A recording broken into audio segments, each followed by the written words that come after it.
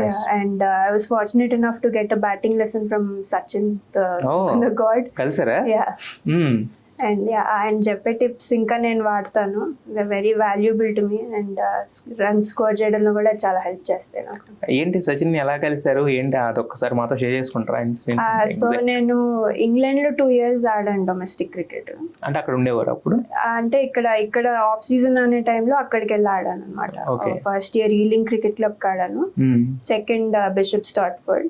So అక్కడ as you know Sachin sir కి కూడా అక్కడ ఇల్లు ఉంది and even his son plays there. So అలా కలిసి బ్యాటింగ్ లెసన్ ఒకటి వచ్చింది నాకు. అంటే ఇప్పుడు జనరల్ గా ఏంటంటే సచిన్ చూస్తేనే చాలనుకుంటారు, అంటే బయట వాళ్ళు కూడా. మీరు ఇంకా క్రికెట్ గాడు దట్టు మీరు క్రికెట్ లో ఉన్నారు కాబట్టి ఇంకా చెప్పేది లేదు. సో మరి ఇంకా అంటే అదర్ దాన్ క్రికెట్ లెసన్స్ ఏమనిపించింది ఆయన కలిసినట్టు? What is your feeling? Just the aura around him, presence అనేది you know it's next level, it's god level అన్నమాట. And to get a batting lesson from him, I'm very fortunate. వెళ్ళి cricket నుంచి start చేసి ఇప్పుడేమో Arabian premier league దాకా ఎదిగారు కదా.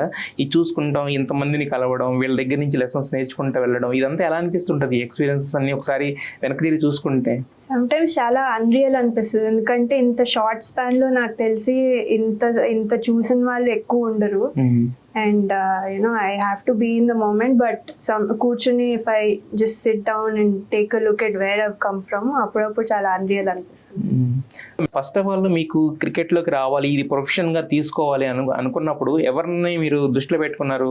చూసారా ఆవిడ ఎలా ఎదిగింది లేకపోతే ఈవిడ ఎలా ఎదిగింది అని ఒక పాయింట్ అనేది ఉండాలి కదా మనకి. ఏదన్నా ఒక సోర్స్ పాయింట్ అనేది ఉంటే దాని వైపు మనం ట్రావెల్ చేస్తుంటాం. ఎవరు మీకు దానికి ఇన్స్పిరేషన్? అంటే నాకు అంటే విమెన్స్ క్రికెట్ చూడడం నేను స్టార్ట్ చేసింది 2017 వరల్డ్ కప్ అప్పటి నుంచి.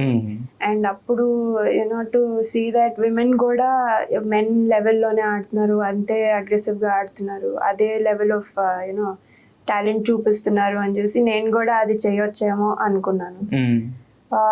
ఇన్స్పిరేషన్ అంటే నా ఫేవరెట్ క్రికెటర్ ధోని. సో ఆయన లైఫ్ స్టోరీ, ఆయన పడిన స్ట్రగుల్స్ అవన్నీ చాలా ఇన్స్పైరింగ్ అనిపించినాయి. మేబీ అంత కష్టపడకపోయినా, నేను అంత కష్టం నుంచి రాకపోయినా నేను పెట్టే హార్డ్ వర్క్ కి నాకు వచ్చే రిజల్ట్స్ కి నేను చాలా హ్యాపీగా ఉన్నాను. బట్ బేసిక్గా ఇంకోటి ఏంటంటే అంత కష్టపడకపోయినా, కష్టం నుంచి రాకపోయినా అన్నారు. అక్కడ ఎంత మనకి కంఫర్ట్స్ ఉన్నా కూడా గ్రౌండ్లో దిగిన తర్వాత అందరూ ఒకే రకమైన కష్టం పడతారు యాక్చువల్గా. కష్టపడితేనే అవుతుంది యాక్చువల్గా. సో మీరు పడ్డారు కాబట్టి ఈరోజు ఇక్కడ వరకు వచ్చారు.